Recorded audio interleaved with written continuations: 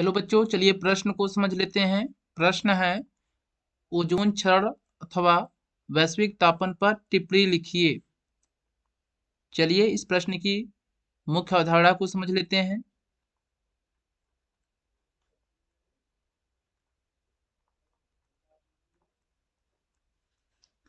सबसे पहले आइए जानते हैं ओजोन क्षरण के बारे में।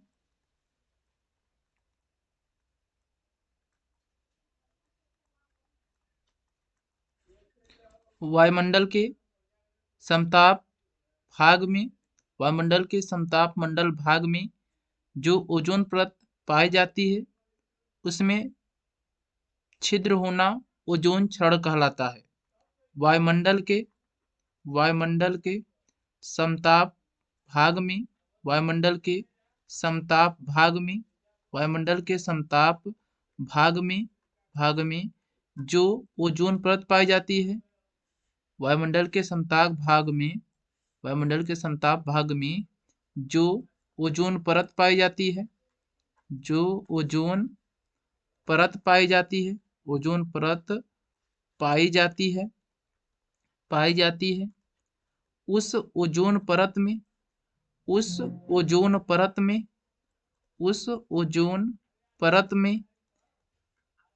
में क्लोरोफ्लोरोकार्बन गैस के कारण क्लोरोफ्लोरो क्लोरोफ्लोरोकार्बन क्लोरोफ्लोरोकार्बन गैस के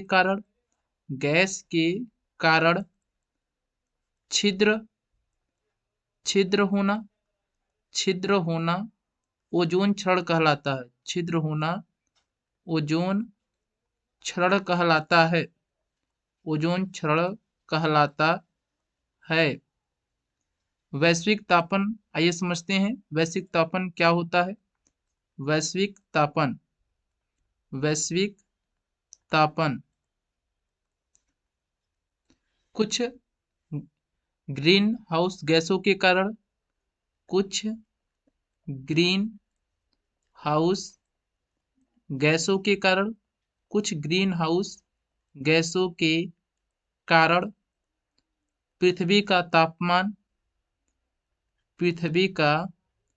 तापमान धीरे धीरे बढ़ रहा है। पृथ्वी का तापमान धीरे धीरे बढ़ रहा है जिसे वैश्विक तापन कहते हैं। जिसे वैश्विक तापन कहते हैं। जिसे वैश्विक तापन कहते हैं। वैश्विक तापन कहते हैं। ग्रीन हाउस गैसें पृथ्वी का तापमान धीरे धीरे बढ़ा रही हैं, जिसे वैश्विक तापन कहा जाता है। ग्रीन हाउस गैसों में मीथेन गैस आती है, कार्बन डाइऑक्साइड गैस आती है, CO2 अर्थात कार्बन डाइऑक्साइड गैस, जलवाष्प भी आता है। जलवाष्प, ओजोन भी ग्रीन हाउस गैस के अंतर्गत आती है। क्लोरोफ्लोरोकार्बन जिसे CFC कहते हैं, यह भी ग्रीन हाउस गैसों के अंतर्गत आने वाली गैस है। हम आशा करते हैं यह प्रश्न आपको समझ में आया होगा। धन्यवाद।